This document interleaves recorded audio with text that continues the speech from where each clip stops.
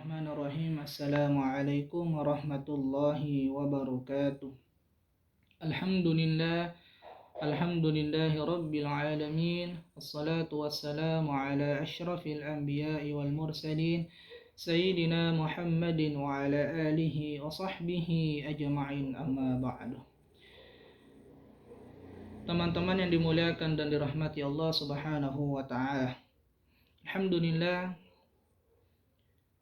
puji syukur kita panjatkan kehadirat Allah subhanahu wa ta'ala yang masih memberikan kita berbagai nikmatnya sehingga kita masih merasakan hiruk pikuk kehidupan di dunia yang fana ini. Tak lupa kita kirimkan salawat dan salam kepada baginda Rasulullah Muhammad sallallahu alaihi wasallam. Allahumma salli ala Sayyidina Muhammad, Nabi yang menjadi uswatun hasanah, panutan bagi seluruh umatnya. Teman-teman yang dimuliakan dan dirahmati Allah subhanahu wa ta'ala, sesuai dengan tema yang diberikan oleh Ustadz, yaitu tentang memahami perbedaan. Maka yang perlu kita ketahui bersama, bahwa awal mula diciptakan dunia ini itu sudah ada perbedaan pendapat antara Allah dengan malaikatnya, di mana Allah ingin menjadikan manusia sebagai khalifah di muka bumi ini. Tetapi malaikat mengatakan, bukankah manusia itu akan menghancurkan apa yang ada di dunia ini? Tapi Allah Maha mengetahui, lebih tahu dibanding apa yang diketahui oleh seluruh makhluknya. Artinya, yang namanya perbedaan adalah sesuatu yang tidak bisa kita hindarkan.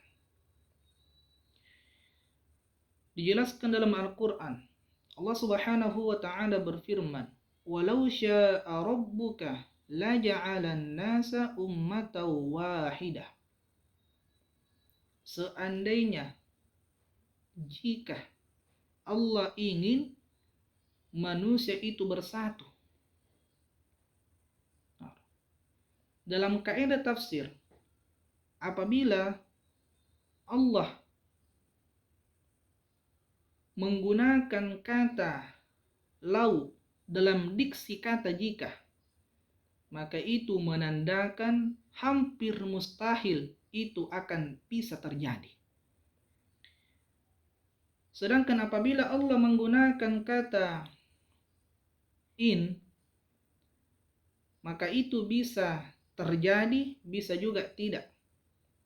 Dan apabila Allah menggunakan kata idza, maka itu adalah hal yang pasti akan terjadi. Nah, dari sinilah kita melihat bahwa tidak akan pernah bisa bersatu dalam pandangan manusia. Itu hal yang hampir dikatakan mustahil. Ikhtilafu ummati rahmatun. Perbedaan umatku adalah rahmat. Jalaluddin Abdurrahman As-Suyuti mengatakan ini adalah hadis, akan tetapi terputus sanadnya, sehingga banyak yang berpendapat bahwa ini bukanlah suatu hadis. Tapi kita tidak akan fokus kepada hal itu. Tapi kita memandang bahwa teks ini, kalimatnya adalah sesuatu yang sangat-sangat relevan untuk sekarang ini. Yaitu bagaimana kita melihat banyaknya perbedaan di antara umatnya Rasulullah Muhammad sallallahu alaihi wasallam.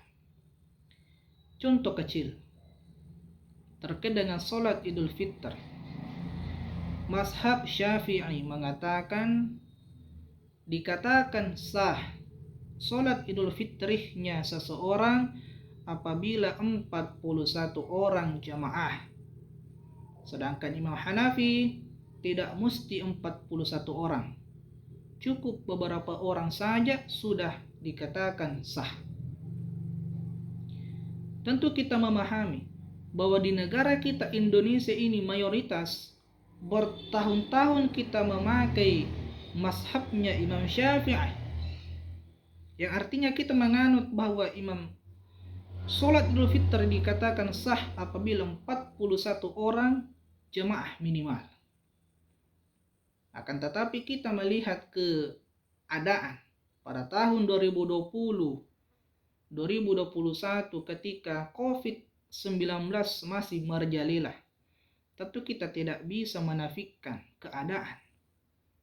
Makanya kita pada saat itu mengikut kepada mazhab Hanafi yang cukup hanya beberapa orang jamaah sudah dikatakan sah sholat Idul Fitrinya.